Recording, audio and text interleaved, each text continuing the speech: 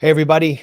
Welcome to the Grayzone. This is a really special stream. We're convening right now with Anya Parampil live from Johannesburg with our friend Ahmed Kaballo of African Stream, which is, if you're following any of the developments out of Africa, an essential site. And I'm here with my co-host, Grayzone's relatively new managing editor, Wyatt Reed.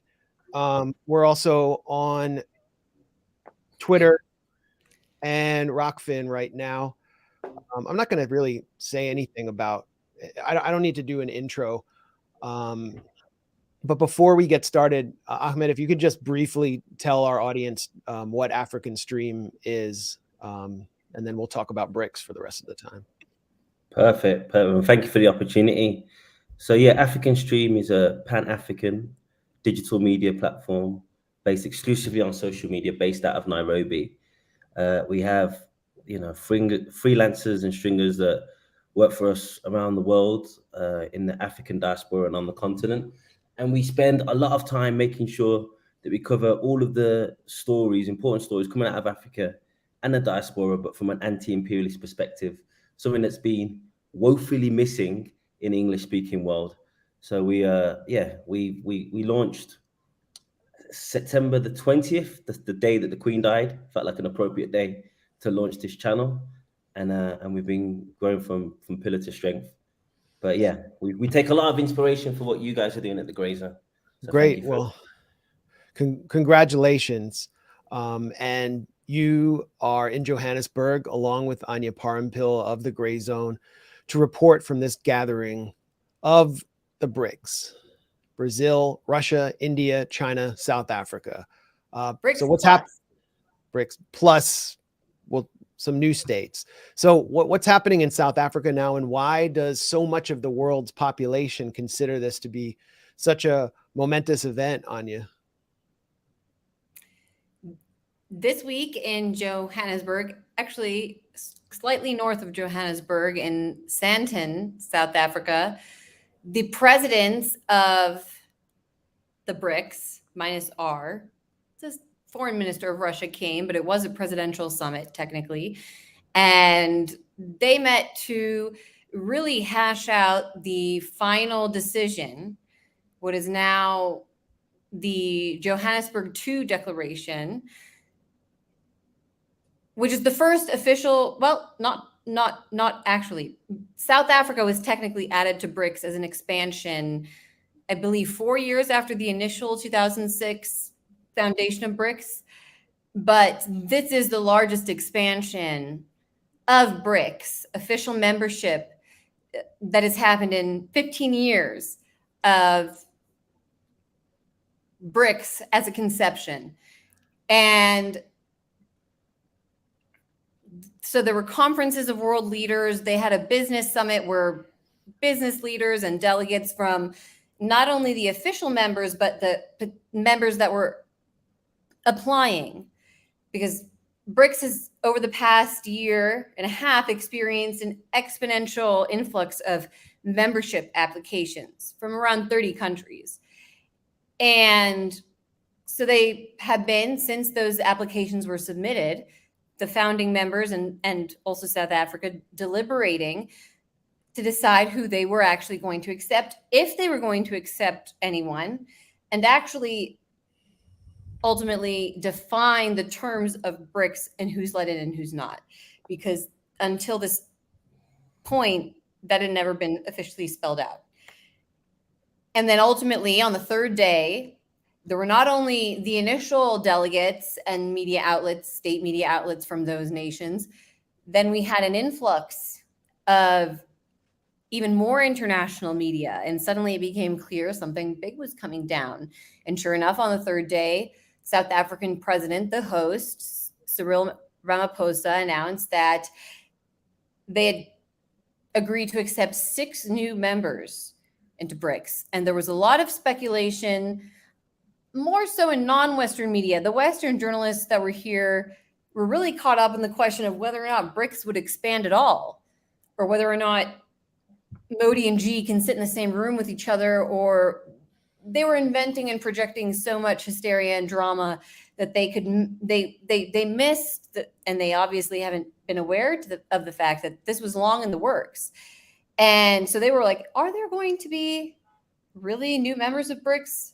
Yes, obviously that was not the question. The question was who, and we found out that it is Ethiopia, Egypt, the United Arab Emirates, Saudi Arabia, Argentina, and Iran. That now the languages they've been formally invited to join BRICS, but in reality, this is an acceptance of application and they will become full members in January of next year, which also happens to be when Russia, according to the rotation, becomes the president of the BRICS organization.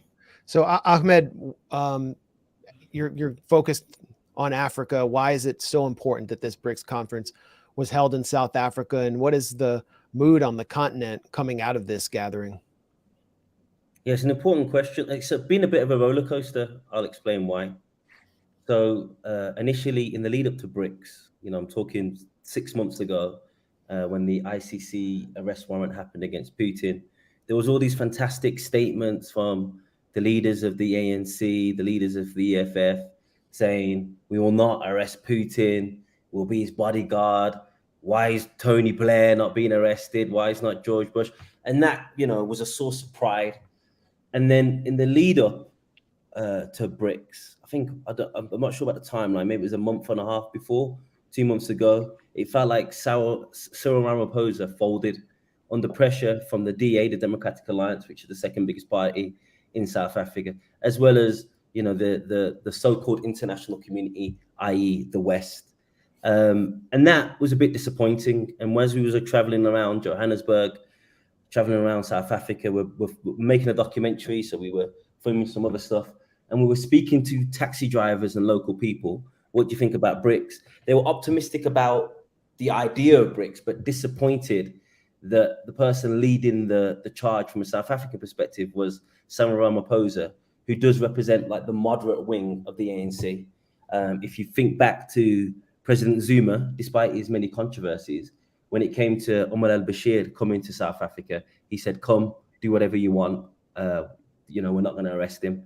While Ramaphosa seemed to fold on the big question. Then the BRICS summit happened, and I don't know how Anya felt, but the first 2 days, I felt a bit deflated. I did personally, watching the speeches. We had Modi mention the G20. It felt like he was trying to please both sides. Putin kind of made a shot at Ramaphosa day 2, said that when Russia hosts the BRICS, it's not going to succumb to external pressure, which definitely felt like a shot at Ramaphosa. Ramaphosa then made a shot. On day 3, he said, Mr. Putin's very busy. He couldn't attend. It felt like, okay, this is a great idea, but is there unity amongst these BRICS nations to really be the vehicle that we want it to be? And then day 3 came, and everyone was just buzzing. Absolutely everyone was buzzing. The engagement on African Stream, the people that we spoke to. And the reason why everyone's buzzing is because Africa is the most sanctioned continent on the planet. We have been bullied. We've had our leaders assassinated. And we need, a multipolar world now. We can't wait anymore. Someone actually said, we did an Instagram live yesterday. We had a African guy from Brooklyn. He says, BRICS or perish, which is reference to Kwame Nkrumah's famous terms regarding African unity, unite or perish. And really, we need something to really get this tiger of imperialism off our back.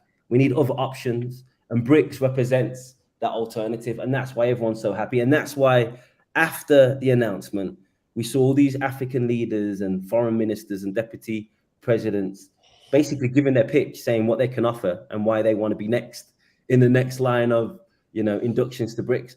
All the African countries want to join.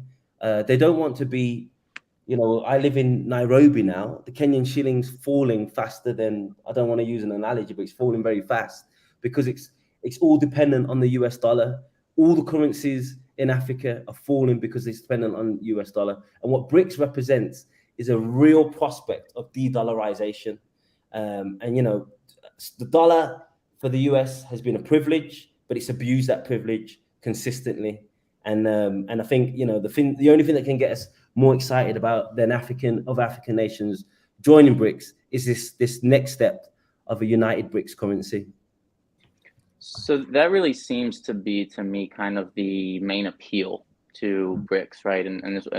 And from what you guys are describing, this kind of disunity in terms of what does this actually look like? How does this manifest? But just this fundamental motivation, right? We want to de-dollarize. We want to move away from having this one global reserve currency that's able to dictate the fortunes of entire countries.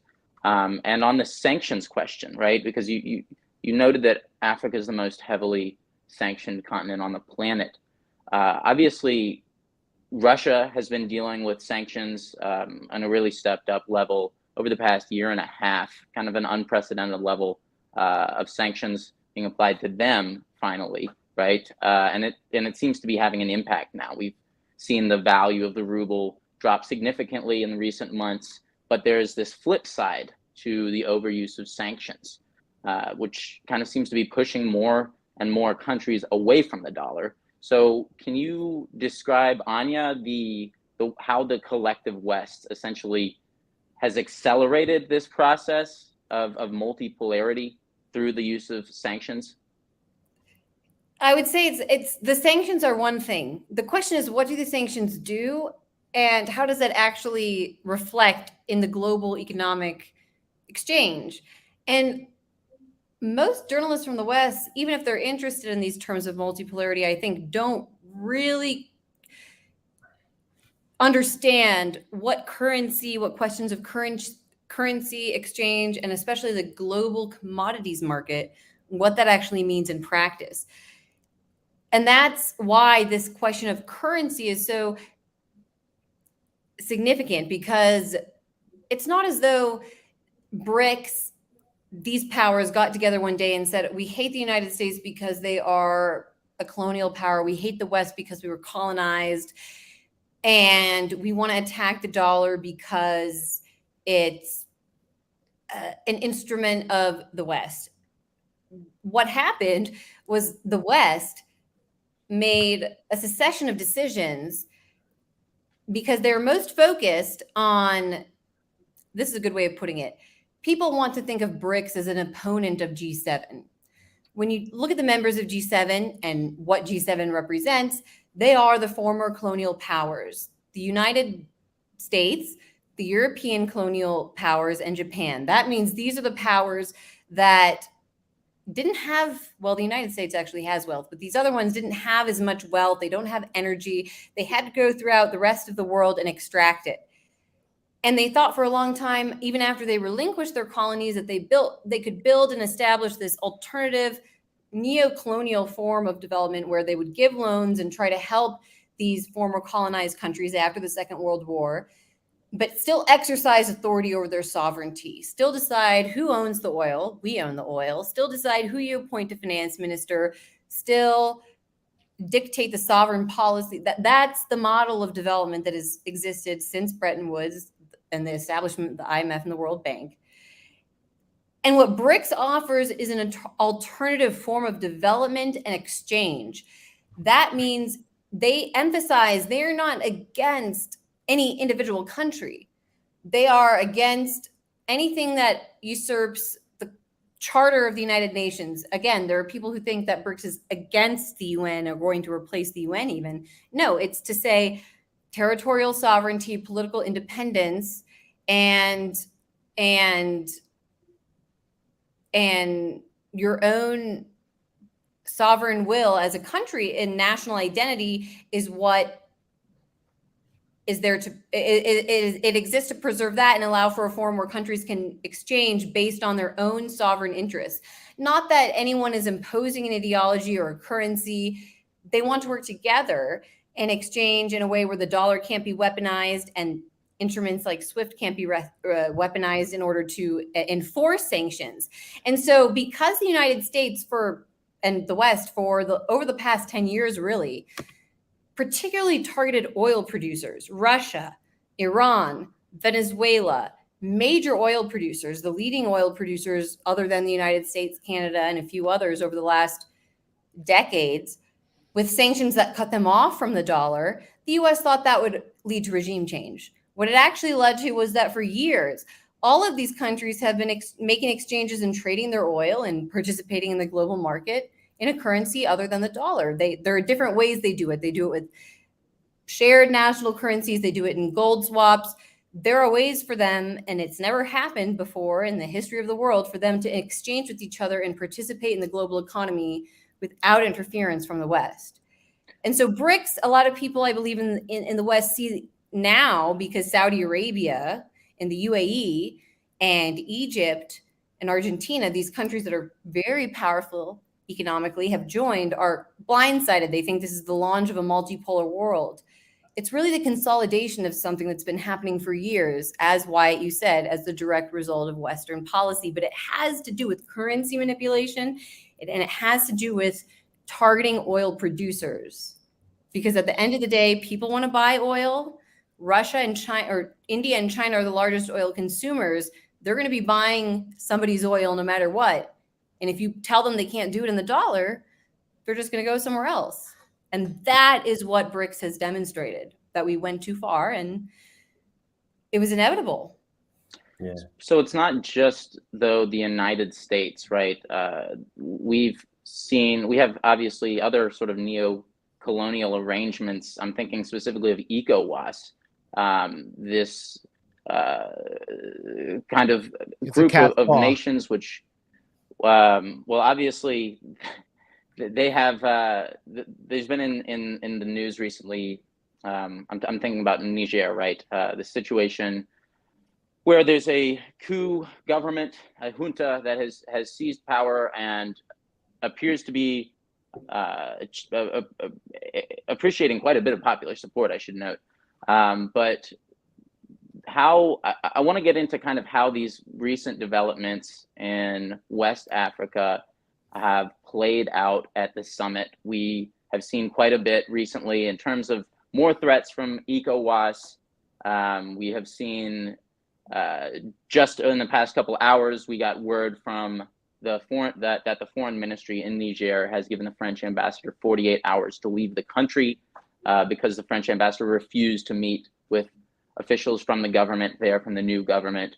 Can you kind of, Ahmed, describe the latest on the situation in Niger, the latest in terms of the possibility of this becoming an actual hot war and a regional war that takes over the region? And if you're just joining now, you're watching or listening to the Grayzone's Anya Parampil and Ahmed Kaballo of African Stream live from Johanesburg, and it's pretty late there, so we're really grateful for them joining us. Like this stream, YouTube is suppressing it right now, and they demonetized our last stream, so like it.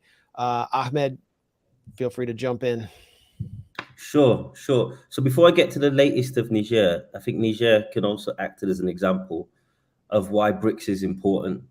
So if we look at Niger, Niger, the reason why so many Pan-Africans and Africans in general got so excited about what's happening in Niger, it's not because we love military dictatorships.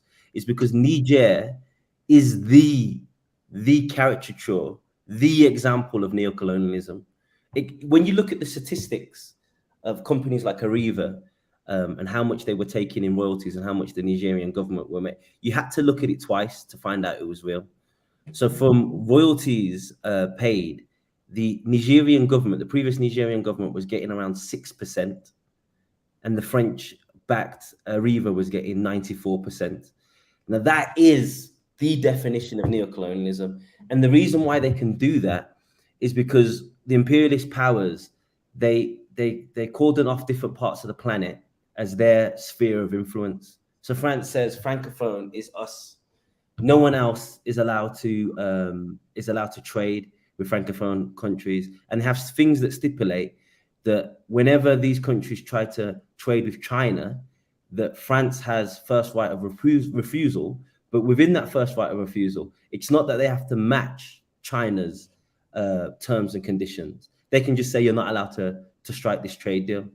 And what BRICS does, it really offers an alternative. And one thing that I found interesting when you looked at the different commodities that each BRICS nation offers, they've basically made sure that they're not relying on just Saudi Arabia for oil. They also have the UAE, they also have Russia. They're not just relying on Russia for gas. They also have Iran. They're not just relying on Argentina for soybeans or corn. They also have South Africa. So they've tried to create something that is kind of bulletproof for sabotage. So if there is a Nord Stream 2 pipeline, accidentally blowing up again, then it's not going to devastate the German economy if Germany was part of BRICS, because they could just get their gas in theory from Iran, although it's more complicated than that. And that's what BRICS is. It's an attempt to break the monopoly of trade. So it's an attempt for these countries to be able to trade with each other. And if you're like Uganda, and I'm not saying that I support the draconian anti-gay law that comes out of Uganda, but I do think that if the law is going to be opposed, it's not going to be opposed by the State Department in the United States, but it should be opposed by the grassroots. If you impose a law that your parliament votes on and the parliament agrees, and it does seem to have, I'm not saying I agree, I just have to keep saying that, it does seem to have some sort of support amongst the population. If you create a law, then if you're part of BRICS, you're not subject to the World Bank or the IMF saying, okay, well, we're going to stop this loan happening, or we're going to stop you from trading with this country, or we're going to cut you off from the financial market. You have more freedom. And with more freedom, what we're talking about is more sovereignty, because, some of these states, they have flag independence, but they've never really gained economic independence. And what they think BRICS represents is an opportunity for some economic independence and able to trade with different countries on terms that are favorable. Now, in relation to Niger and whether it's going to turn into a hot war, it's a difficult one. If it was just up to, the nations within ECOWAS pushing it, I'd say no, because there's demonstrations happening now in Cote d'Ivoire, in Nigeria, in Senegal, against their government and against their government's, war rhetoric against Niger. However, the reason why it might still turn into a hot war is because Niger is just so important financially to France. And when the money is disturbed, and I can't remember the French president. It was either Chirac or Sarkozy. I'm gonna guess it was Chirac. He said, without Africa, France would be relegated to a third world economy. That was Chirac. Yeah, Chirac. And Niger is a big part of that contribution to France's economy. So if it thinks that it's going to lose Niger and it has no chance of getting Niger back, it will do everything in its power to stop that from happening. And unfortunately, the chairman of ECOWAS at the moment, Grayzone did a fantastic expose on him, is Ahmed Bola Tinubu, who seems to have been placed there precisely for this reason, precisely for, being the attack dog, the modern day Ascaris that were used by the French during colonial times against their fellow African brothers. And he really has nothing to lose. He has serious allegations regarding electoral fraud. He has these court documents that you guys exposed in the Grayzone article that show his dodgy heroin dealings in Chicago as a bag man. He has these WikiLeaks cables that show his strong connections to the US embassy. And if he moves away from the Western orbit, you can imagine them using all that against him and taking him out. So it's like I don't want to give him an excuse, because I still don't think he should be leading the charge. But you could see why, against the popular wishes of the people of, ECOWAS and the populations, why they might go in that direction. When you say that Niger and Africa in general, but especially Niger, was driving or sustaining the French economy, the colonial zombie, can you expand on that? Because I was, even as someone who I thought was well informed, surprised about what you told me about the level to which France was exploiting these ostensibly former territories still. Yeah, it goes beyond just usurping uranium reserves. It's Yeah, Total domination. total domination. So the 14 French-speaking African countries, they use the franc, and the franc's currency, 50% of it is held in Paris, and they get to dictate how that money is spent, what it's spent on. So this kind of pipeline that's going through Nigeria to Niger, the Nigerians benefit absolutely nothing from it, because they don't have sovereignty over to decide whether the pipeline is going to go through in the first place. What is it going to benefit the people of Niger when most people don't have access to gas? 90%, 85% of people don't have access to electricity. I mentioned before about it has the first right of refusal. So we're always told that what underpins capitalism is competition, but they make sure there is no competition, that these former colonies that never really got their independence are not allowed to trade with who they want at favorable terms. When countries try to leave the CFA franc, like Guinea did in the 60s, the French destroyed all the infrastructure that they claim they built. When Togo tried to leave, the president was assassinated in front of the US embassy. Thomas Sankara spoke out against the CFA franc, spoke out against the cancellation of debt, was assassinated. So it's complete and total domination on the political sphere, on the economic sphere, on the trade sphere. And that's why, so many people are coming out in Niger in support of the coup. Like I said, it's not that the people are obsessed with army officials. It's just that they know the definition of insanity, as Albert Einstein said, is doing the same thing over and over again, expecting different results. And if you continue with, these kind of neo-colonial puppets that serve the interest of a foreign country, while you remain the second poorest country in the world, with 85% of the country not connected to the electrical grid, then something needs to change. Something needs to change. And they think that the French domination is the reason why they're in a situation that they're in. And just on that point, everything that Ahmed just described is precisely why the question of the BRICS currency, or currency in general, is so significant, because a lot of people, especially I think a lot of what I read in anticipation in Western media, but also international BRICS media or BRICS aspirant media, was concerned about whether or not BRICS was going to announce an actual currency. And Putin himself, as kind of I think people would say the most, he's in between the West and the East, and in some ways the most explicit in terms of the break that BRICS represents at this moment, at least with the West.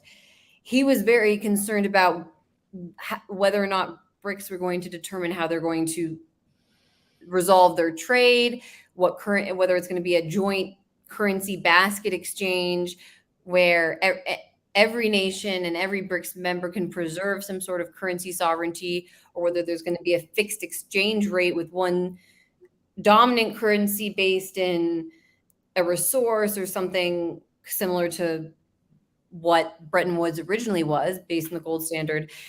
And it didn't come out. It didn't happen, because at least Lula and some of the other powers, this was something Lula from Brazil made off the bat, a point that he made explicitly in his original speech, was that or in his first speech, because they gave multiple addresses throughout the whole negotiation process, was that the national sovereignty of every BRICS state, their currency, has to be protected.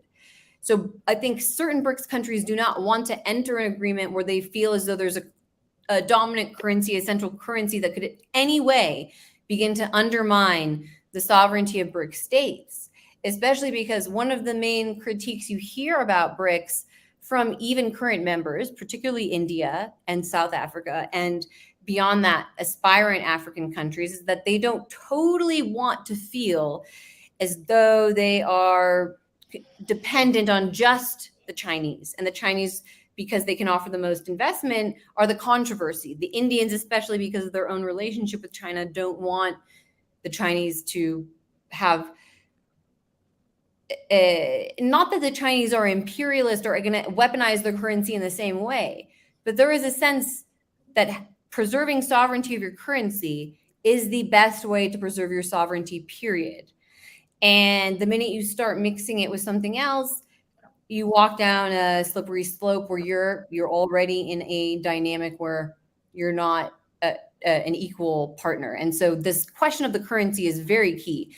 The franc, the French currency in the former French colonies, Ahmed described how they can weaponize that even still to this day. Most people don't know that. And then the dollar also is a major weapon. And to say that they want to move away from that is not necessarily an attack. It's just an assertion of sovereignty. And so this is a big question going forward. Well, so on that topic, I mean, it seems like the elephant in the room, right, was the death of Yevgeny Prigozhin, right, the head of the PMC Wagner group. In many ways, this kind of seemed to color a lot of the interactions that were happening at BRICS, from what I understand at least, that this kind of hung over the summit in a way. Obviously, this downing of this plane occurring literally while Putin is giving this address. Can you kind of describe, did this in your opinion color what was happening in a significant way? Ahmed, you first. Of course we thought it was going to. So I remember staying up all night reading as much as I can in anticipation. But the next day, maybe that's why Anya actually sent me a message at 8 a.m.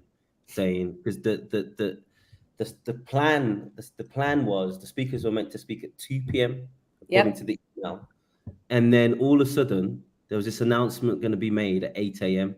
So maybe that was a way of not allowing, the conversation to be distracted by, the untimely death of the you mean, and you're specifying when Ramaphosa actually announced they were inviting it would happen way ahead of schedule. The people, honestly, I went there on accident. I went there accidentally because I just happened to be awake because of jet lag. And I said, I might as well set up and be ready. And then they said there's a press conference, but the only people there were really the state media because they were privy. And there were suddenly a bunch of other state media. I said, oh, the Iranians are here. I wonder what that means. Yeah. So exactly. So it was day 3. We were preparing ourselves to go to the conference hall around 2 p.m. And then all of a sudden there's this announcement at 8 a.m. And I think that was a way of, taking the sting out of the big news that happened the night before. And then as soon as the announcement happened, that's all everyone was talking about. But of course it is big news, and we could discuss it from an African perspective as well. Yeah, it's an interesting one because there's no doubt that Wagner's played a decisive role in the Sahel and Central African Republic against, the Takfiri terrorist groups. And the people of those regions is particularly, maybe not amongst Africa as a whole, but definitely those people that's lives have been turned upside down by the terrorist insurgency have appreciated Wagner's role. That being said, when this kind of mutiny happened, of course, the leaders of Burkina Faso, Mali, Central African Republic weren't saying anything against, Wagner or Russia, but there must have been a feeling on the ground that if they can turn against their surrogates like this, then what does that mean for us on the ground? What does that mean for our military? So,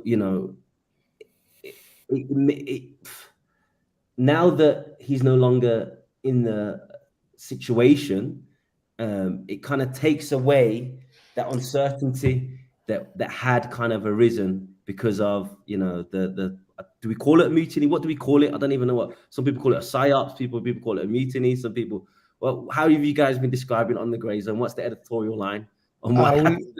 We call it. I think we all have our own different theories. Why? We call it bigger than the Russian hacking that was bigger than Pearl Harbor and 9/11 combined, and January 6th. So whatever it is, in any case, as you said, Prigozhin is no longer in the situation. Not in the situation room, definitely. I mean, I want to get back to the discussion of the global economy, but since we've gone down this road,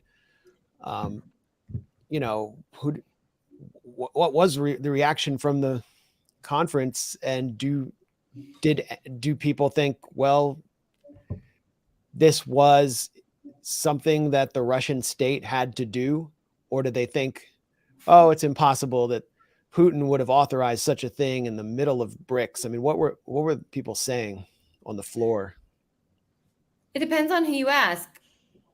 And on a personal level, as anyone would be, there's just an intrigue. I mean, it's something out of a novel or a movie or a Netflix show. So people want to theorize. They just want to, what do you think? Oh, I don't know. But one thing that I can say is that regardless of whether or not someone would say that they support, in theory, Putin carrying out this act, or whether they don't, whether they think that it doesn't factor into the ultimate decision. And this is something that Westerners and people who are accustomed to G7 or NATO can't really understand, which is it is an internal Russian issue. Technically it is. And that is how I think Modi, Ramaphosa, Xi, Lula, and anyone else who came to the summit thought about it. It's interesting, but it doesn't change my interest in dealing with Russia. Mm-hmm. Now, the one other point that I'll make is not everybody takes it for granted that they know what's going on. And that's part of recognizing that it's an internal Russian issue. I'm not privy to, this was happening the moment that the main diplomats, well, the heads of state really, plus Lavrov, because Putin wasn't there, had broken away from the main conference and were having a cultural event and dinner. And that was when the news about the Prigozhin alleged death. He's dead. Well, that was news that was when news broke. And so while everyone was interested, I don't think anyone immediately said, why would Putin do this? Or why is Putin doing this? They just, right. It's a Russian issue and we don't know what happened. It's an internal Russian issue. There's no assumption on who acted. So my point about the fact that I wasn't present at the dinner, I'm not sure what the official Russian state position was or what they had to say. Maybe they were as blindsided as anyone else. I don't know. Yeah. Well, my personal opinion is... But it doesn't matter. Do you have sources? What's your personal opinion on the assassination of someone in Russia? Okay, well, moving along. I want to hear your personal opinion. Well, that's the way that people that are dealing in this kind of world exchange think. They don't know. But you made a good point that, while it's an internal issue, it does have, consequences, obviously, for the nations in Africa, as Ahmed was kind of explaining, who have Wagner forces deployed there, because the big question, what does this mean for our internal security situation if we're relying on this force to help stabilize the situation? But I mean, it sounds like that perspective was kind of like, well, about time. I mean, am I wrong? I don't know. Well, the U.S. had an interest in Prigozhin succeeding because they want Russia to be destabilized and Balkanized, that they wanted to return to Russia in the 90s, and then Russia becomes a less reliable partner for other countries in BRICS. So I highly doubt this could be just perceived as an internal issue, but in any case, the threat has clearly been headed off. And we don't know what happened. I mean, I'm saying that I'm not privy to the information, even as someone who was part of Ramaphosa's circle was. I'm sure the Russians had something to say that was based in the truth about what they know or what they think or what they did. But that's going to be how the Africans and everybody else are moving forward based on the information they actually get. We ourselves don't know. Yeah. We don't know. Who knows? I think I'm not going to say it's a good thing or a bad thing, but before this happened, myself, I just felt like it was the first time in international politics I didn't understand something. I was like, I don't understand how this guy's done an alleged mutiny, left to Belarus, comes back to St. Petersburg, is hanging around, goes to Mali, does a selfie video. It just felt, it just didn't make sense at all. It just didn't make sense. And I think if you're going to deal with a nation and they're going to help you with your security, you have to understand how it operates. And I think this just makes sense. Because maybe it just makes sense to everyone around. Like I said, I'm not saying it's a good thing. There was other people on board, probably had families, etc. I'm not trying to say it's a good thing, but it definitely, if it was the Russians, it definitely makes sense. And you want to be able to predict the actions of an ally who you're relying on for security.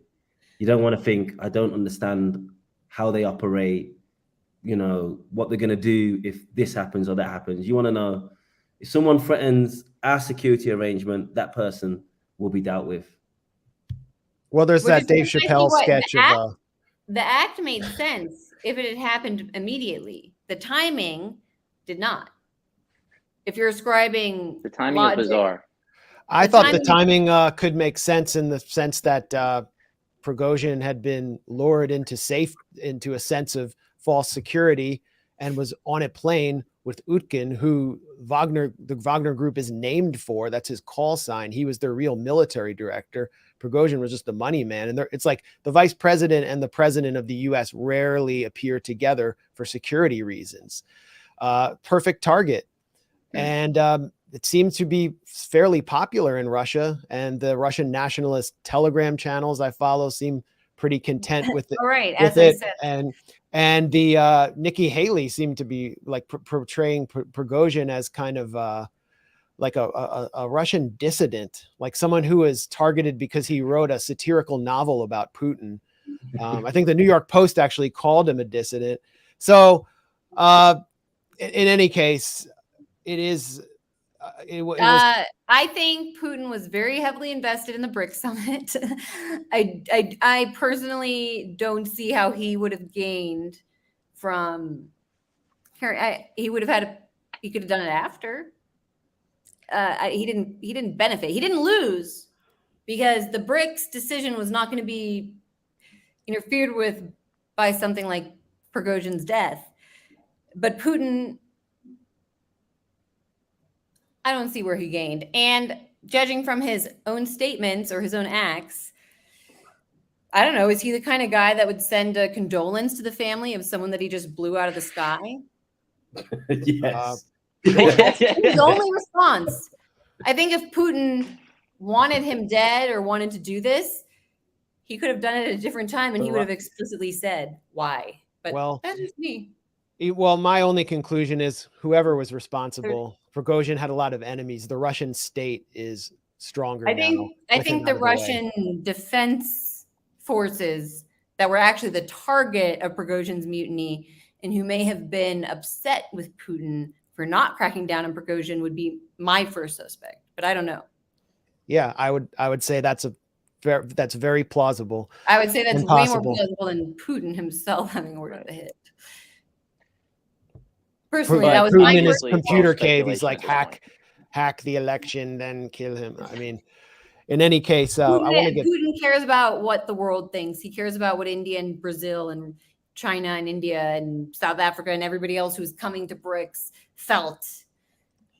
Yeah, maybe he did this the night before they were going to announce the expansion just because Prigozhin is such a piece of crap. Maybe he did. Well, and then said his only statement was, "Sorry, I'm sorry that this guy died," to his family. Well, you're watching the Grayzone Battle Royale live from Johannesburg. We have the Grayzone's Anya Parampil and Ahmed Kaballo of African Stream joining us. And it's late there, so we're really grateful for their contributions as the BRICS conference concludes. I was earlier going to play, well, maybe I will just throw it up there just for the memories. Some of Thomas Sankara, of the revolutionary assassinated leader of Burkina Faso's last speech, which was in Addis Ababa in 1987 at a meeting centered around African unity, about debt, the issue of debt. Someone said that they like this insight into Anya and Max's home life. I wonder what that means. Yeah, that means that they think that I'm the voice of Aux reason. origines du colonialisme. Ceux qui nous ont prêté de l'argent, ce sont ceux-là qui nous ont colonisés. Ce sont les mêmes qui géraient nos États et nos économies. Ce sont les colonisateurs qui endettaient l'Afrique auprès des bailleurs de fonds, leurs frères et cousins. Nous étions étrangers à cette dette. Nous ne pouvons donc pas la payer. La dette, c'est encore le néocolonialisme où les colonisateurs se sont transformés en assistants techniques. En fait, nous devrions dire qu'ils se sont transformés en assassins techniques. Et ce sont eux qui nous ont proposé des sources de financement, des bailleurs de fonds. Present us with financing with financial backers, comme s'il y avait des as if hommes someone's back dont le to create paiement suffisait development. à créer le développement chez les autres. Ces bailleurs de fonds nous ont été We've been advised conseillés, to go to these recommandés. lenders, referring to On the nous a IMF. présenté des We've montages been proposed financiers with nice financial alléchants, setups. des dossiers. Nous nous sommes endettés. We've been Pour indebted for 50 ans, 50, 60 years 60 and ans, even more. même plus. C'est-à-dire que This l'on nous means a we've been amenés led à to compromise our compromettre people for nos 50 peuples years and pendant more. 50 ans et plus. Mais la dette, Under c'est its sa current forme form, that actuelle, is imperialism controlled. contrôlée, dominée par l'impérialisme. Une reconquête Debt is savamment a cleverly organisée. managed reconquest of Africa. So that was Thomas Sankara before he was assassinated by his former friend, who is a CIA asset, who later took over the country, urging African countries to simply not repay their debt to imperial loan institutions like the IMF. BRICS centers around a new development bank, Ahmed, which has something like $100 billion in loans to give out. So how can this institution counter what Thomas Sankara portrayed as the reconquest of Africa? Well, there's a part of the speech, if later on, where he says, "If I'm the only one that does this, I won't be at the next conference." And Tutu's prediction, he wasn't at the next conference. I shouldn't say that as a joke. It's not funny. But so what that suggests is that you have to unite. If you go into these things on your own, you know, if BRICS was just to be 2 countries, it would have been a lot easier to isolate them. And the reason why they're expanding, and there's an indication that they're going to expand more, is because there is just strength in numbers. And that's what Sankara advocated. He obviously advocated it on a Pan-African perspective, so for African countries to unite amongst themselves. But in the absence of that, the unity amongst other countries that are in the crosshairs of imperialism, I'm not talking about Saudi Arabia and the UAE, of course, but I'm talking about Iran and Ethiopia and Brazil and the Lula to some degree, is very important. And that's why, you know, to answer the earlier question, that's why so many Africans are hopeful and optimistic about the prospect of BRICS. And what about we have, I don't think we've talked enough about BRICS expansion as it relates to sanctions. I mean, Anya, can you just give us a brief primer on the petrodollar, how it's been used, and how the Western financial hegemony has been used to, or how the dollar-based international financial system has been used to enforce sanctions, and what membership of states like Iran, which have borne the brunt of U.S. sanctions in BRICS, means for the future of this sanctions regime, which currently has been imposed on the lives of something like 1/3 of the world's population. It's a big question. I'll try to answer it in terms of a timeline that builds up to where we are now. And that's World War II drew the lines and ushered in, integrated the globalized economy. Whether or not it was the former colonized world of the colonizers after World War II. Everything was linked, and certain colonizers claimed the spoils, and other colonized countries actually gained nominal independence. And it was ostensibly the end of European colonialism. But because of the establishment of the Bretton Woods system and the IMF, which linked the transatlantic powers in a way that was not, we weren't linked with Europe. We didn't view Europe necessarily as our historic allies, even though we were spawned by the colonial powers, until the integration of the Second World War and the First World War that really. And so the IMF Bretton Woods system was supposed to be the rules of this newly integrated global economy. And they sold it through the IMF as a way to develop the newly independent, non-industrial, former colonial world by establishing a bank that was funded by the former colonial powers. So the G7, what is it? It's Germany, France, the United Kingdom, the United States, Japan, and South Korea. It's the seven there. They're the former colonial powers that came together, that were extracting the wealth from the former colonized world. They established the World Bank, give their money as the baseline. But then if you're the developing world, sure, you want to come, you're newly independent, you want to get this money to develop your economy. It meant the IMF was actually it was written to the terms. If you get an IMF loan, you have to liberalize your economy. Basically, your policies are subject to approval by the IMF, not your sovereign government. So you're not going to have a sovereign industrial base. You're not going to have a sovereign government. You're going to be constantly ferrying the questions about your economic policy over to the supranational transatlantic network. And so even though BRICS established that dynamic, it still did at least allow for competition of the national economies, because it was based on the gold standard. The original Bretton Woods system was based on the gold standard of a fixed exchange rate. So they knew they needed one currency. If you have a newly integrated global economy, it's easier if everyone can trade in one currency. But if you have a national currency, you need a method for exchanging that back, if you're participating in the global market, back into a currency that is your national fuel for your economy. And so because of the fixed exchange rate, that meant anyone participating in Bretton Woods, if they had US dollars and they were participating in this market, there was something called the US Treasury gold window, where they could come and they could exchange their dollars for gold, bring that to their central banks, and convert it back into their national currency. But what happened was, after World War II, after the Marshall Plan played out, the United States grew and exploited its victory in World War II to extract wealth out of Europe and Asia and subjugate Japan, Germany, these powerhouses of industry.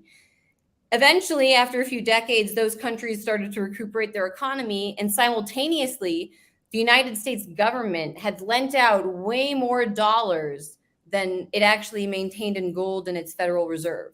So all these countries had billions and billions of dollars that meant nothing.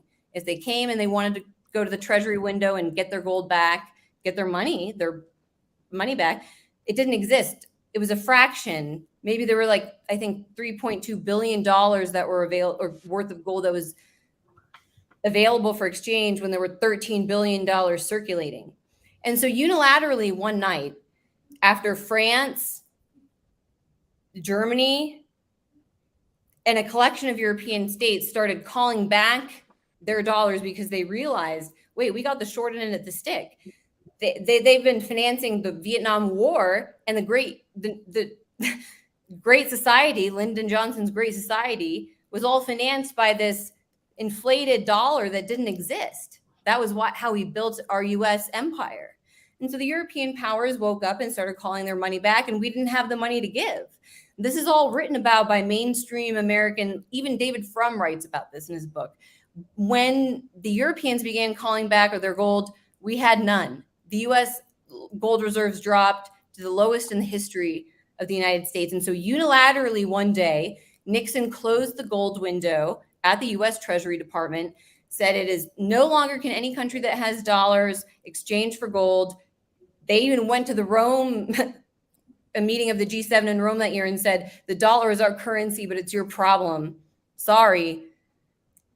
And so no one wanted dollars anymore. And Nixon fixed that by establishing the petrodollar agreement with Saudi Arabia just 2 years later, in the midst of the international oil crash, when Saudi Arabia actually stopped selling its oil to the West. There were these huge gas lines, huge gas prices, a crisis.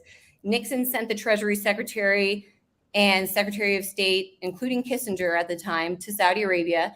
And Saudi Arabia, which was the largest exporter of oil, as a result of that meeting, decided to only accept US dollars in exchange for its oil, as long as the US gave them weapons. And so that's the basis of the petrodollar, the special relationship with Saudi Arabia.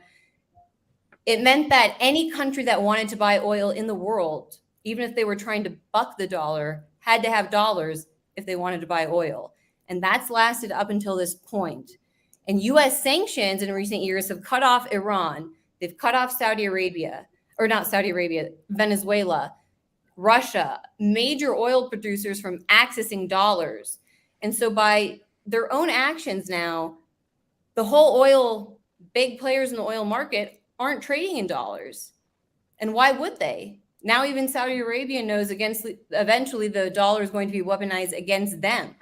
So now they're turning to the rest of the world and saying, let's start exchanging between ourselves.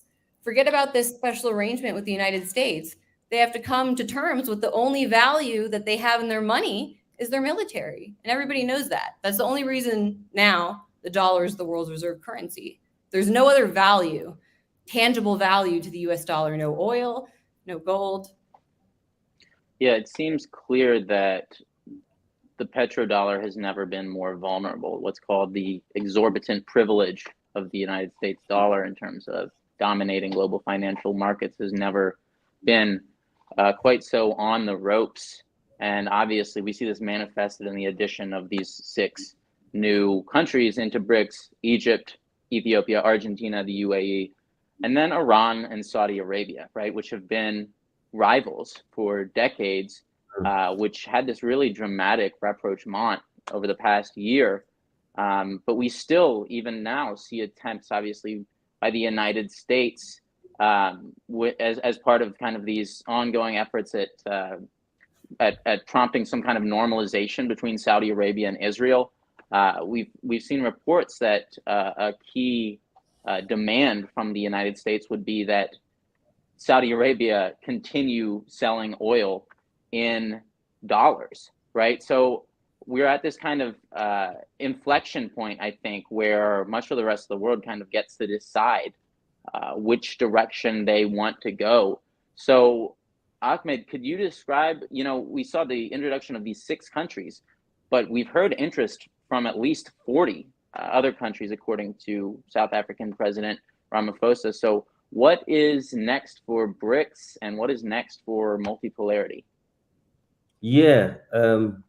Firstly, I just want to say to Anya, that was a brilliant breakdown. I've never heard someone break it down in such a simple but digestible way. So, thank you for that. Kudos. Now, before I talk about the other editions, I think there's an important point to talk about that we haven't discussed so far regarding these 6. Now, the 2 African countries are not just 2 random African countries. They're 2 countries that have been at loggerheads for some time now, which is Ethiopia and Egypt. And it actually suggests BRICS as a vehicle for peace. So we saw Saudi Arabia and Iran. And we, at the time, again, it was one of those scratch your head moments. Do I understand geopolitics? I didn't quite understand how China was the one to mediate peace between Saudi Arabia and Iran. But now we've seen that Iran has been admitted into BRICS and Saudi Arabia has been admitted into BRICS. You do start to wonder if that was a precondition that, listen, if you make peace, it could benefit you economically. We're thinking about letting you guys join BRICS, but we can't have 2 member states at BRICS that, are fighting proxy wars in Yemen against each other. Who knows? and I'm hoping that will have the same ramifications for Ethiopia and Egypt. So just for context, we had obviously the point of contention here is the Grand Resistance Dam, right? Yeah. We've seen more or less open threats from Egypt to potentially bomb this dam because of the water situation, how it affects the Nile. So sorry, just to give a little bit of context. A little bit of context, and to add to it, you know, there's several rumors about what's behind the Sudan conflict. You know, is it the Russian naval base? There's different parties that have different interests on either side. One of the theories is that it also is about the Great Renaissance Dam, with Ethiopia, Eritrea apparently backing General Hemeti of the Rapid Support Forces, while Egypt is backing General Burhan, and the United States, for that matter, is backing General Burhan and the Sudanese army. And the reason for that is previously Sudan sided with Ethiopia over the dam because, you know, just to break it down, one of our biggest exports is agriculture, and every year the River Nile banks flood and it ruins the agriculture. So actually a Renaissance dam that could control the water levels of the River Nile would actually benefit Sudan. But since we've had this kind of puppet installed, General Burhan, who doesn't actually care about the national interests of the country, he's decided to take Egypt's side on this conflict. And then in response to that, Ethiopia is allegedly backing, Ethiopia and Eritrea are allegedly backing General Hemeti. So it's been a conflict, a messy conflict with several different players involved. They say that Ruto is backing Hemeti again because of interest over dam. So this really, if this brings about peace between these two countries and a long-lasting settlement, it could actually bring peace to the whole region.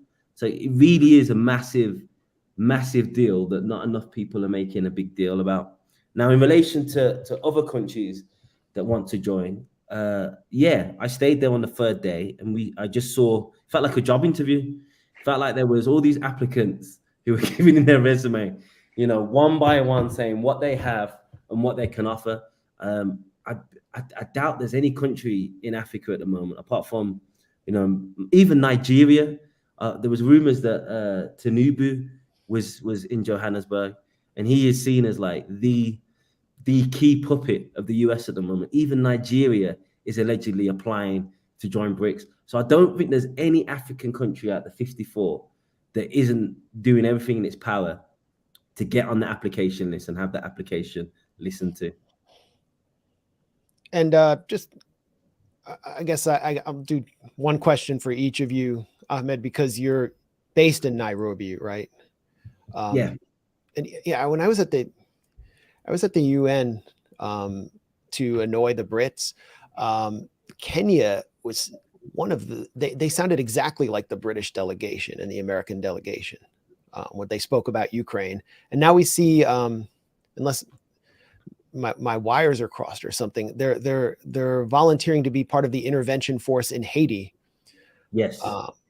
Yes. So my question for you is, why is Kenya, to talk about Kenya as a symbol of, you know, continued neocolonialism on the continent, and why are they emerging as an enforcer on the international stage for the kind of transatlantic empire? And Anya, I guess next I want to shift to Brazil and Latin America, since Argentina was invited. But go ahead, Ahmed. Yeah, I mean, when the speech was given, I think I remember the speech that you're talking about. The UN ambassador speech gave about the Russia-Ukraine, and it sounded almost word for word what the British and the Americans were saying. That was under the previous administration, not under the current administration. And the current administration, you know, in Kenya, we call him one for one. So he does one good thing and then one bad thing. So, you know, a flip-flopping president. We don't know where he's going to stand on any issue. Because of that speech and because of the way it went down amongst Kenyans and amongst, you know, geopolitical powers, he did invite Lavrov to Nairobi, and they were, you know, talking about better relations with Russia and better trade. That being said, then there was this sending troops to Haiti and at the behest of Canada, the United States, and the UN, it's just gone down really bad amongst the Kenyan population. Why is he doing it? I have no idea. I could only speculate that there is a lot of, civil unrest in Kenya at the moment. Protests happening all the time over this finance bill. Protests happening all the time over the cost of living crisis. Maybe he's just looking for some support. Maybe he's just looking for a nice loan to quell these protests. I've no idea. All I do know is that there's not a single person in Port-au-Prince that said, please send some Kenyan soldiers to come police us. There's not a single person in Nairobi that says, crime is fantastic in Nairobi. The policing situation is fantastic. Go send some spare police officers to Haiti. So it's not within Haiti's national interest. It's not within the national interest of Kenya. Whose interest is it serving? And I think it's pretty obvious whose that is. And it's the powers that claim they want to stop the violence in Haiti, but yet most of the weapons that end up in the hands of criminals in Haiti come from Florida, the United States. And most of the weapons that are confiscated from the police officers end up in the same hands of the police of the gangs in Haiti, again, come from the United States and Canada. So they're essentially arming both sides of the conflict and saying, we need to stop the conflict. Doesn't make any sense. Yep. That's fascinating insight. And Haiti had a wonderful time with Brazilian peacekeepers under actually the watch of Lula da Silva. He authorized that mission, which spread cholera to Haiti, I believe. And there were rapes, all kinds of human rights abuses that really colors the disastrous history of Haiti post removal of Jean-Bertrand Aristide by a US-backed coup. And so, Anya, what is Brazil's position with regard to expansion? My understanding is that they've been kind of hostile to it because of their proximity to the US, desire to maintain good relations with the US. And why was Argentina chosen? I know Venezuela wants to be a member. You have a book coming out about Venezuela. I guess you just finished your book, so congratulations on that. But give us the perspective of the Americas on BRICS. I'll say my book is about Venezuela, but it's really about it's about multipolarity, but it's about resistance to US-led Western financial hegemony. And a lot of what I write about is completely demonstrated in what I just witnessed at this BRICS summit. And I hope that if people read my book, they'll see that a lot of what was going on in Venezuela and their relationship and the what was forged there and through organizations such as the non-aligned movement, the modern non-aligned movement, was explicitly discussing all of this as something that was in the works for years. This didn't just suddenly happen overnight. In fact, it didn't even happen only because of Biden and the sanctions on Russia. It was long in the works. But I think that internal divides in BRICS, by the way, we're going to come up with a much better cover because we didn't get the rights to that photo. And I think I came up with something better, more of what I wanted. That's my book. That's the cover, Corporate Coup. It's available for pre-order on Amazon, but I'm saying the cover looks better now, or it will be. A lot of the projection about Brazil and India and South Africa as being opposed to BRICS or resistant to BRICS or sabotaging BRICS, or, South Africa not providing the appropriate security concerns to guarantee Putin wouldn't be arrested, though they're a signatory to the Rome Statute, which meant they faced real concerns. They couldn't withdraw. All of that is way overblown. The position about whether or not Brazil, they all support BRICS expansion. The foreign ministries in all these countries have been very clear. The leaders of all, India, Brazil, South Africa, are very clear. They support BRICS expansion. But there are interesting points. Ahmed brought it up already. Let's say there's a Nord Stream pipeline bombing. You don't just have one source of a certain commodity. Well, what if there's a coup? A US-directed coup in any given state? We know the West is very good at holding on to their hegemonic force. So India actually made the point, everybody's saying that we're opposed to expansion, but what it really is, people have to understand, BRICS is a consensus-based organization. It's not an anti-Western organization. It's not a socialist or it's not defining itself in terms of ideology. They are defining themselves, and they always have, as a truly more multilateral organization. What that means is that there are multiple forces. It's not just one-to-one government. It's not that one government can impose its will.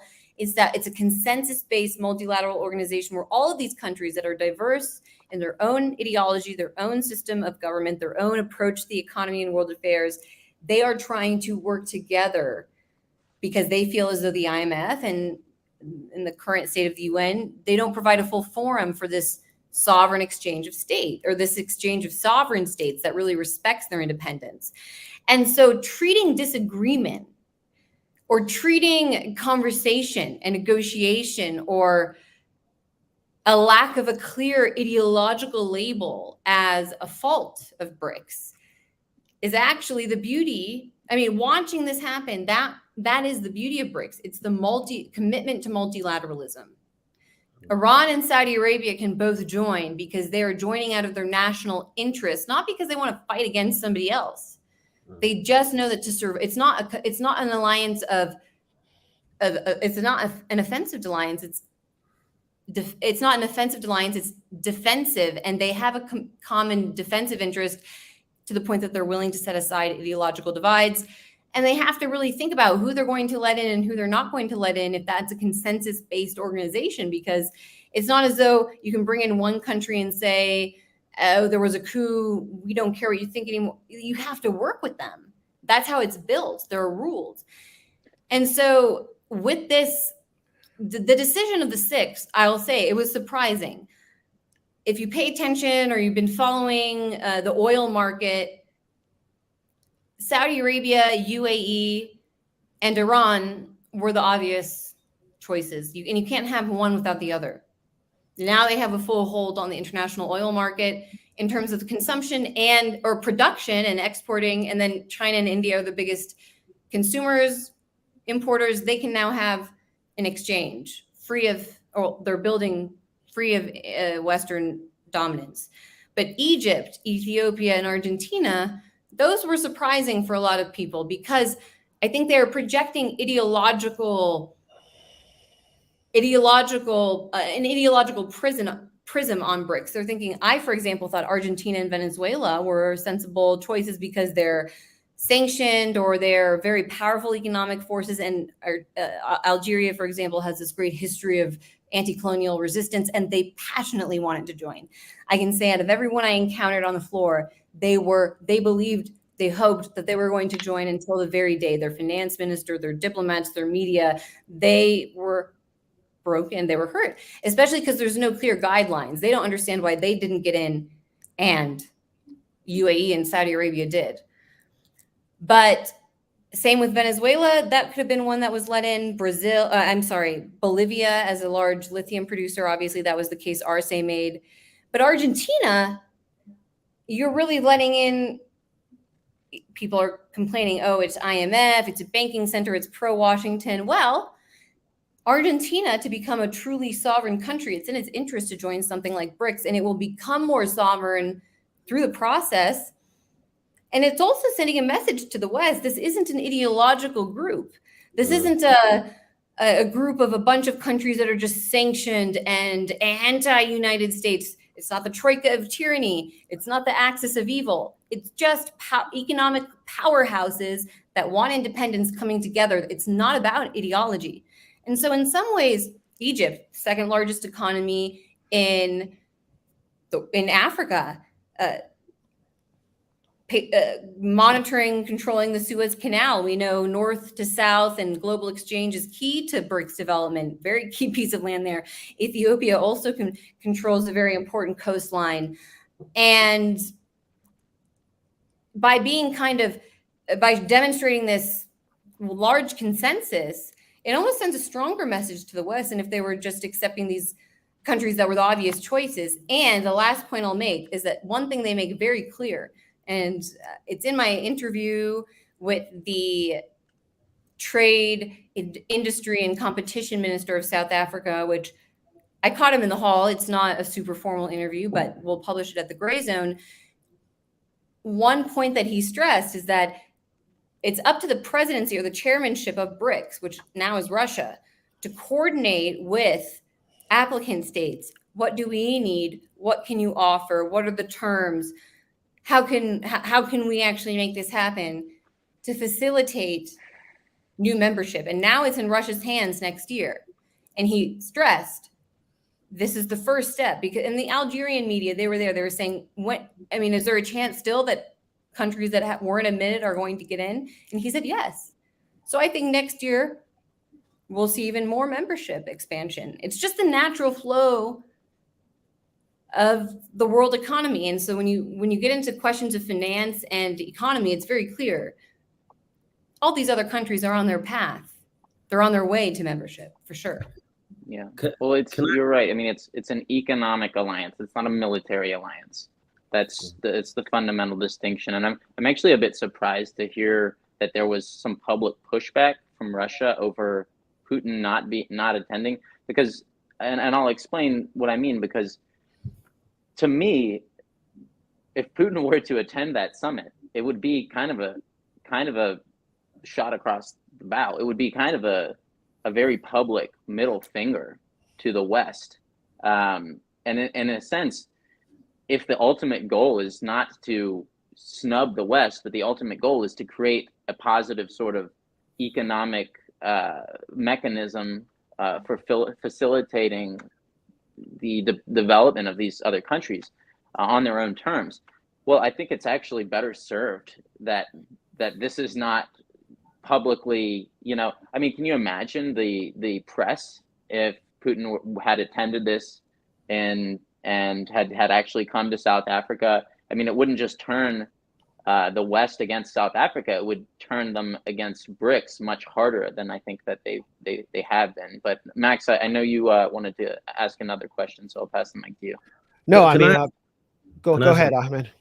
So I get the point that it's not an anti-Western alliance, and that's definitely the message that the BRICS was trying to put out. But you can say that, but you think that's how the United States and the West sees it, because you can keep saying it's not an anti-Western alliance, but if your enemy thinks it is an anti-Western alliance, that is going to dictate how they react and deal with BRICS.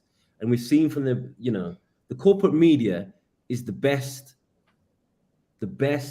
spokesman for the West that we could ever have, better than any ambassador. How they describe an event tells you exactly how the State Department, the EU, the British Foreign Office, etc., feels about an event.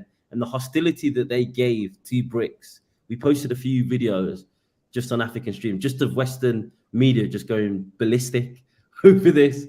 So I just think there's going to be a confrontation over this at some point. I think maybe you should be offensive in the way that you characterize BRICS and what it represents, and say that without bully boy tactics by the United States, without it weaponizing its US dollar, we wouldn't be here. Well, they do. I mean, that's the role of Putin, for sure. Yeah. Well, here's one of those videos. The problem is the West thinks that any country asserting its sovereignty at all is an attack on itself, and that's really the issue. They think that if you're a sovereign nation, that's an attack on you. If you don't want to use the dollar, you don't want to sell your oil or your resources to a foreign transatlantic company, then you're against us. But it's really just, that's a colonial mentality, and that's what the BRICS are up against right now. But I hope it'll change. Well, this is a slightly more insightful analysis from Peter Schiff, who's a heterodox economist that African Stream has published. And, he speaks about the rise of BRICS as a direct threat to the financialized service-based U.S. economy. Peter, how about it? I don't see anything good of the BRICS nations coming together and strategizing, as they say, to pretty much take over the world and screw over the West, which is us. Take over the I'm world. a little concerned. Shouldn't we be worried? Oh, we should be. And first of all, they supply us with a lot of goods, but they also have loaned us a lot of money. And the interest that we have to pay on that debt is soaring. You know, Treasury bond yields today hit the highest level in 16 years. We've got a 32.7 trillion national debt that is becoming much more expensive to finance. And, you know, this backup in the yield on the 30-year Treasury, mortgage rates are going to hit 8% pretty soon. The United States really depends on the dollar as the reserve currency. But what we did with those sanctions, we gave the world a powerful reason not to want to be part of that system anymore, because we demonstrated the downside, the risk that you take in holding dollars and being part of this dollar payment system. So we, you know, it gave everybody another reason, as if they needed more, to de-dollarize it. So, I mean, Peter Schiff's at least honest about why this is taking place, why de-dollarization is taking place. And it's not just holding reserves in dollars. It's also participating in the Western banking system. We saw what happened with Venezuela's gold in the UK. It was just straight up stolen when Juan Guaido was made interim president. We see what's happening with the fortunes of Russia's affluent class that in Western banks, it's just being straight up seized and given to Ukraine without any due process. So why participate in that system? It kind of creates momentum for BRICS. And I think he's willing to acknowledge that, but the host is freaking out. There's also a post by Michael Flynn, who is National Security Director, or Council Director for Donald Trump for about -5 minutes. And he's blaming Joe Biden, Crooked Joe, and the Biden crime family, which is a little bit myopic, for the rise of BRICS. But Anya, you, I think you mentioned to me there was a lot of Western press there, and there are Americans around the conference, but and what I've been reading, there's an interesting piece in Bloomberg we can quote from in a minute, but what I've been reading is pretty negative, and there is clearly a fear about BRICS. What do you make of the coverage of BRICS from the West and the reaction from Washington, London, and the other G7 capitals? I agree with Ahmed that you only need to look at how Western media that have covered BRICS are talking about BRICS to see that they're afraid because they're attacking it. But for me, even more significant is that, what do you mean Western response? What do you mean Western? I mean, it was mostly ignored.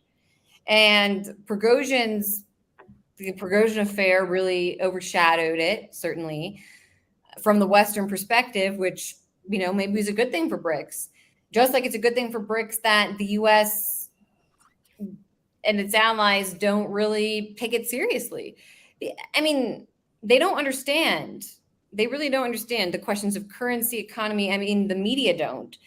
And then the officials, I think, grossly underestimated they thought they could exploit religious divides between Saudi Arabia and Iran indefinitely to maintain a separation between two of the largest oil producers and exporters in the world. But the minute that's not the case anymore, they've lost. They lose, because Iran and Russia, Venezuela, they can't sell or buy their oil in dollars because of the West, our own actions. So they have no choice but to do other currencies. That ultimately forces Saudi Arabia to participate and sell in other currencies too. So the petrodollar, we've completely taken away, because we thought we could just do regime change. The world has changed. It's adapted to our financial attacks. And I mean, there were Western media present, but they didn't really understand. As I said, they were all focused on the question of whether or not there even would be an expansion. They didn't believe or even think that there would be. Anyone who knows what's been happening, or actually spoken to countries that are under sanction or participating or applied for BRICS in good faith or out of curiosity of their own interests, would hear that this is what they were doing. And so they just were blindsided because I don't even think they understand the petrodollar. They don't know that everything that Peter Schiff just explained, and it's not a surprise that Peter Schiff gets it. I mean, he's for years been one of the main advocates of the gold standard because he understands that the US dollar is not based in anything real. It's only based in the manipulation of the financial market and war. I mean, Iraq, all of these countries are targeted. Sometimes it's simplistic, we think, to say it's about oil. It's not just about controlling the oil in that country. It's about manipulating the overall market. And they can't do it anymore. And Peter Schiff recognizes that our whole existence in the West is based on this false currency, on this neo-colonial system that is just, it's not going to function anymore.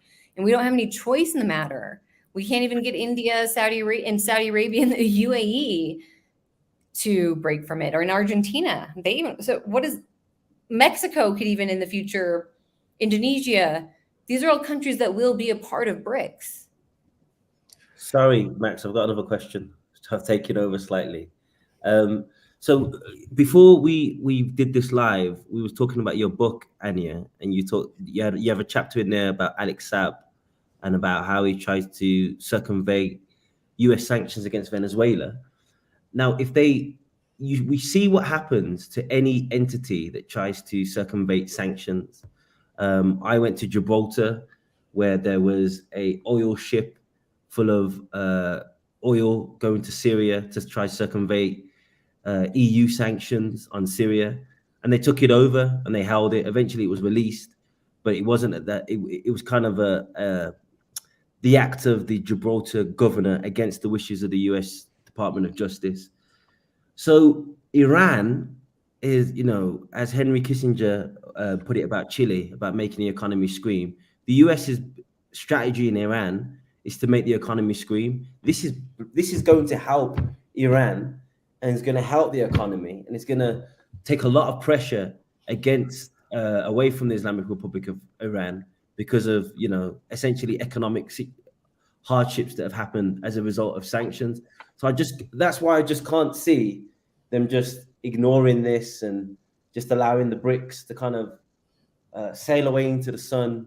I just think that, now that it's official and they're adding new nations and they're going to expand it even further, I expect a real tough confrontation in the near future. And I'm wondering if anyone else thinks that. This article came out in the New York Times about an hour and a half ago. Headline, "Joining BRICS, Iran shrugs off outcast status in the West." And they say, quote, "Analysts agreed that it was a political win for the Islamic Republic after a year of turmoil in which it faced a severe crisis of legitimacy at home and abroad." So this is now, I think, starting to sink in for kind of the thought leaders in the West, ostensible self-appointed thought leaders. Yeah, it's starting to sink in. And I think the question that we have to leave this discussion with is what kind of world will follow? Will it be a world where the Western powers will seek to prevent a more inclusive and democratic political and financial order, what we refer to as multipolarity through force, as it has just done over time? And the prospect is terrifying. And if anyone wants to weigh in here, I got a hard stop coming up soon. So I think that'll be kind of my last question for the panel is, what kind of world comes out of this, assuming that multipolarity is consolidated in the future? We'll start with Anya, Ahmed, and Wyatt, if you want to offer your final thoughts. I guess to just pick up on the question you asked earlier, which I didn't totally, also Michael Flynn blaming Biden, and a lot of people, they want to blame Biden for being inept, and come on. Yes, that's true. The war, the US financial sanctions, the Western-led financial sanctions in response to the Ukraine conflict were the straw that broke the camel's back. But there have been straws. The fact that you cut off major economic powers from the dollarized and SWIFT being the financial messaging system that connects banks, and everything in the world. The fact that you cut off economic powerhouses from that network meant that people were still going to buy their commodities in things that weren't the dollar and find other ways to do it. I mean, that's not the fault of Biden. That's been going on particularly since Obama, because ever since, and Obama and Trump escalated sanctions because they actually each on average issued twice as many sanctions per year than their predecessor, Bush.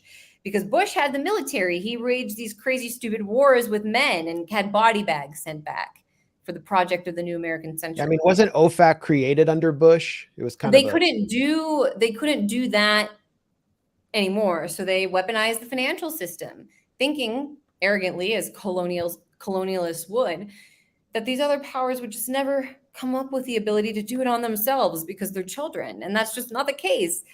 And so it's the consolidation of a policy that really, I mean, it's with the war on terror, it's Western hegemony. And it was this policy initiated following the collapse of the Soviet Union and continued up now under Biden. In fact, Biden, the writing was already on the wall. No one really trusted the United States anymore. We weren't going to be able to peel countries back from not wanting to use the dollar because they're sovereign countries and they want their own currencies and they want to have their own policy. So that's what I will say there. Now, BRICS, as I said, it's a consensus-based organization. Now, you have Saudi Arabia, the United Arab Emirates, Argentina, countries that people rightfully point out are very close to the United States, part of that consensus. But I think they joined BRICS because they knew that the West can turn on you on a dime, and they actually want to preserve their sovereignty as nations. They are better off participating in this true multilateral exchange because eventually the US would even restrict their own sovereignty. And so BRICS, I think it will expand. I think people who want it to sound like a super ideological, anti-Western, theatrical organization will be disappointed. That's not how multipolarity works. So if you're talking about the process of multipolarity, the multipolar world is already here. The problem is the Western transatlantic axis sees itself as this super pole, this super hegemon that still outweighs the rest, when in reality it doesn't. And so they have to break up and come up with their own poles. We're obviously, in the United States, a pole that can easily exist in a multipolar world successfully. Europe, certain powers there are going to not be doing as well. But ultimately, if the multipolar world is here, I think the only option, and the US, the elite, the transatlantic force, they've already shown they're willing to risk a nuclear war with a power such as Russia to preserve this system. But ultimately, it's either total global war, economic and nuclear catastrophe, or waking up one day and just accepting that we're all better off participating in a world where we have our own national identity. We're not relying on global elites to dictate our own policy, even in the United States. And we just deal with the world like a normal country. I would hope that's the future of BRICS, because then the United States and other forces should join if they want to be a normal force. Just forget about empires. But the elite will put up a fight. The elite will put up a fight, and it could be a disaster. Yep. The ultimate irony here to me about all these developments we're seeing here is basically all of these trends were completely catalyzed and accelerated when the West pushed Russia to the point of invading Ukraine. When this happened, all of a sudden you had these overtures from the US to Venezuela originally, and then subsequently to Iran, because they're finding out that now that we've sanctioned all of this Russian oil, we have to go to these other countries that we were previously sanctioning and try to get some of their oil back on the market now, because otherwise the oil is going to hit $100 a barrel, and it's going to be more trouble than it's worth economically for the U.S. to continue this, their current proxy war. So that's kind of, to me, the ultimate irony. They pushed these sanctions and these economic aggressions so far that now they are forced to rely on the same forces that they are themselves trying to kneecap.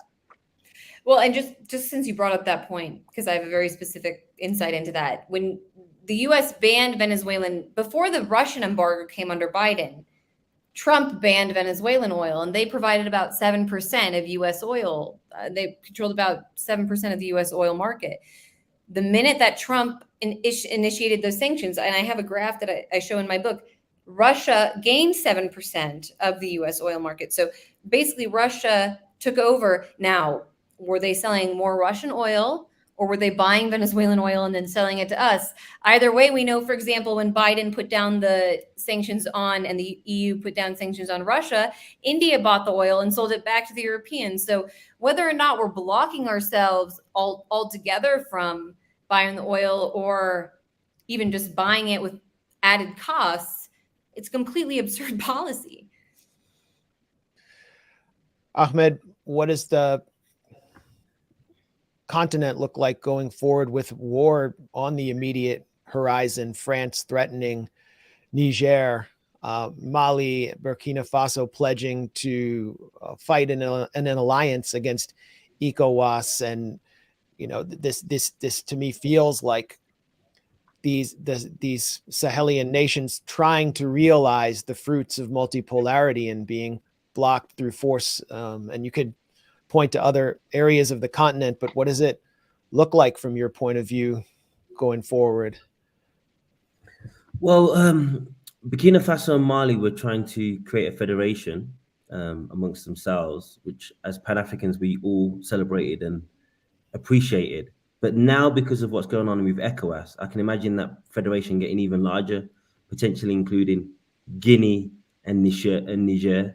So much like NATO aggression in vis-a-vis Russia-Ukraine has pushed Russia to take this kind of proactive position vis-a-vis BRICS.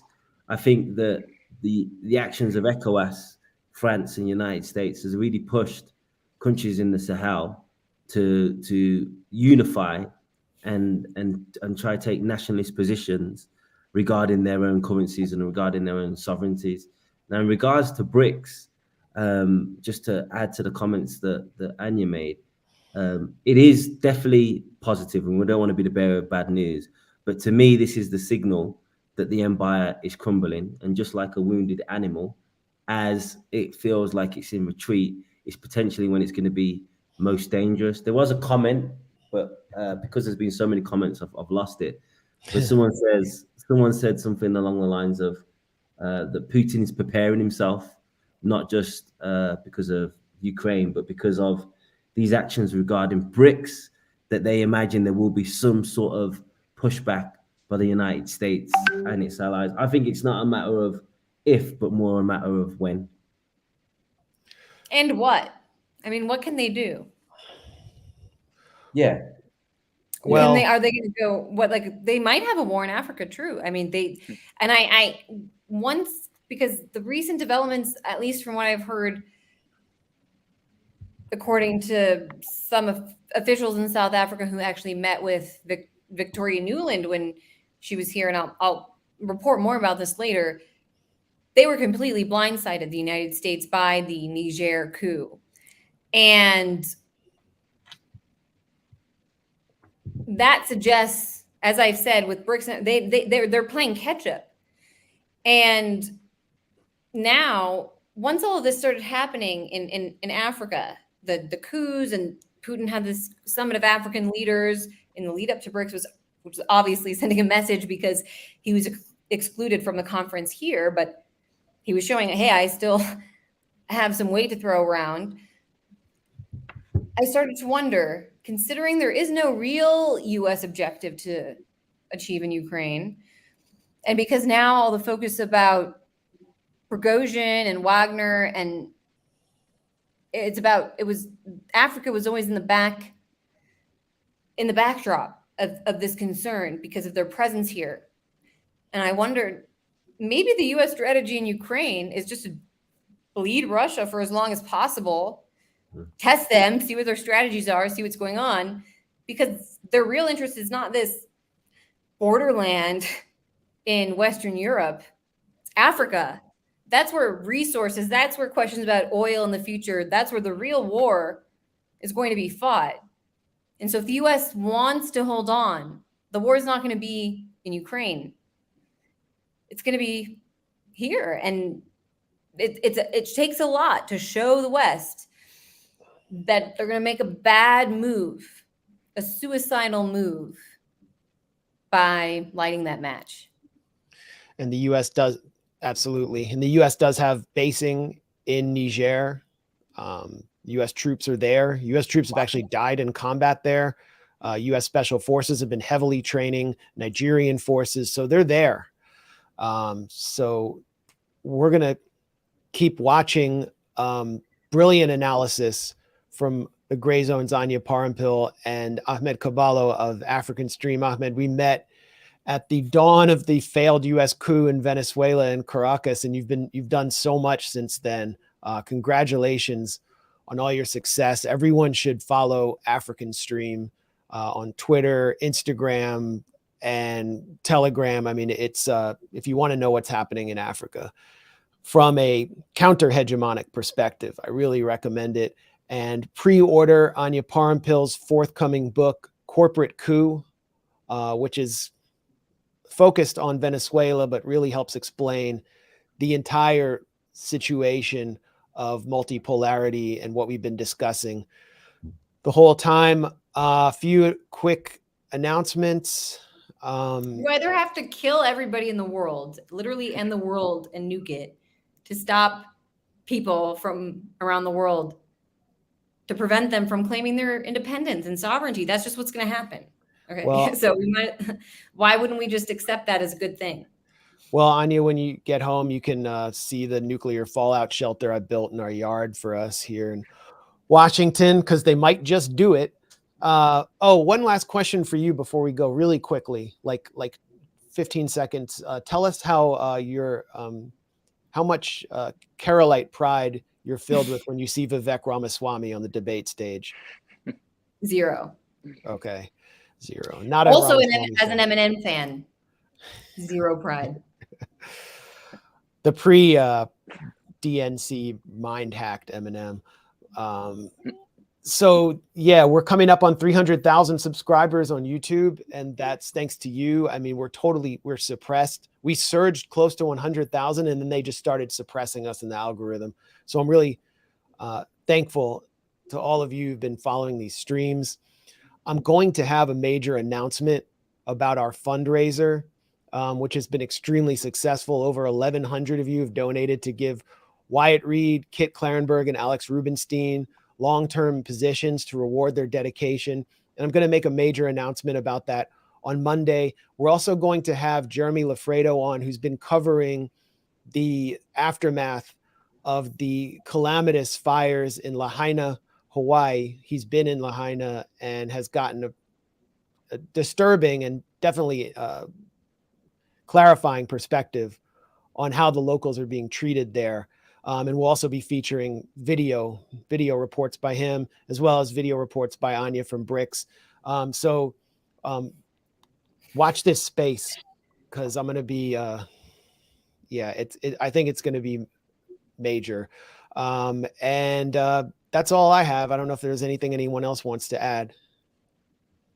No, just going to say, yeah, I met Max and Anya in Venezuela. Was it 2019? I met Wyatt in Nicaragua 2021, and you guys are doing fantastic work. And when I saw you at the UN, thank you. I actually felt like, I think I even wrote it in the comments. I was like, that's my guy. So keep doing what you guys are doing. Keep doing what you guys are doing. And hopefully we can get you on. We're going to be setting up a podcast on African Stream. Hope we can get each and every one of you on at some point. Well, I appreciate. Yeah, I'm more interested in listening to the other people you guys like. I'm more interested in just the African Stream perspective, because we don't get it at all. I feel like everybody hears us talk. What about what they're saying? I mean, talking to you here, you were talking amazing. You were telling me so much about Liberia now and Niger. There's so much going on in Africa that people have no idea about. Yeah. So we'll have you back anyway, guys, get some sleep. Travel safe. See you in the nuclear fallout shelter here, Anya. And I'll see you upstairs because you're just like Wyatt's right upstairs from me right now. Wyatt is Max's replacement wife when I'm not home. I'm keeping him happy. Don't worry. I made him get a beard trim today. It looks a little better, I think. All right. See you guys soon. Peace. All right. Bye.